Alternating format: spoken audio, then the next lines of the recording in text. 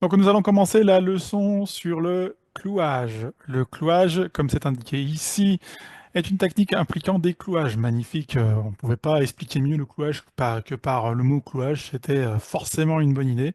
Mais en gros, c'est marqué ensuite après, où une pièce est incapable de se déplacer sans qu'une pièce d'une valeur supérieure soit attaquée. Petit instant promo pour vous dire que dès septembre, la chaîne organisera des cours euh, collectifs pour ceux que ça intéresse. Le lien sera dans la description. 3 niveaux de cours, débutant, intermédiaire et avancé. On parle de niveau en rapport de niveau Chesscom.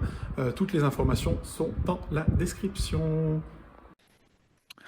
Ici, nous allons donc regarder, par exemple, que ici, nous avons une belle diagonale. Si ce pion, est-ce que ce pion peut bouger, par exemple? Est-ce qu'il peut aller là ou aller là?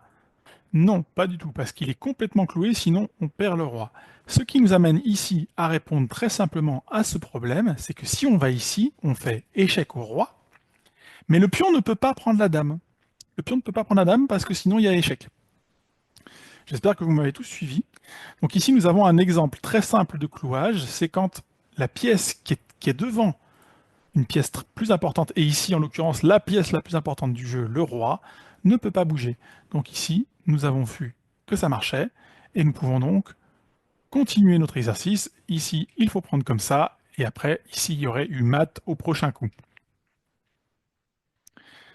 Ici, nous avons le même genre d'exemple que tout à l'heure. Notre pion ici est cloué. Il ne peut pas aller ici.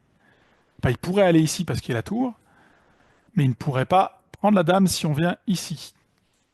Est-ce que pour autant ça marche? Notre idée. Est-ce que si on venait ici, on pourrait mater au prochain coup? Non, parce que je pense que les blancs peuvent juste faire ça. Les blancs, les noirs, pardon. Mais ça doit quand même marcher, ça. On va le tester. Mais on va le tester. Voilà. Et voilà. Vous avez vu ici l'exemple que je viens de vous donner. Ah ouais, c'est complètement magnifique en fait. Ah, ce coup, je l'aime beaucoup. En fait, ah, très beau, on va le regarder.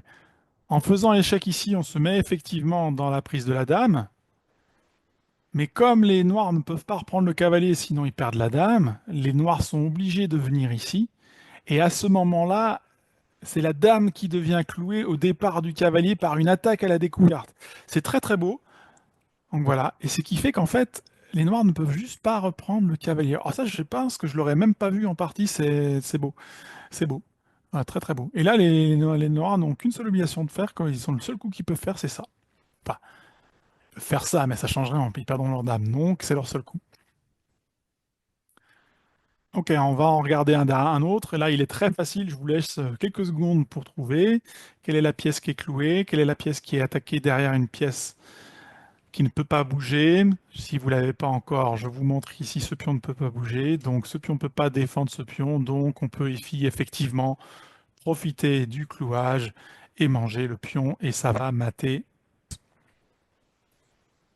Allez, on en fait un dernier pour la route pendant qu'on parle. Parce que ici, on aime bien être un peu taquin.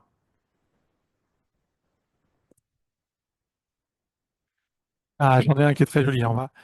On est d'accord que la seule protection de la dame, c'est cette tour. Mais si on met notre tour ici, la tour est obligée de revenir là et on pourra prendre la dame très gentiment en partie. Voilà, un beau petit exemple de cloche pour terminer la partie. Voilà qui est magnifique. J'espère que vous avez passé un bon moment. Cette fois-ci, je rends l'antenne.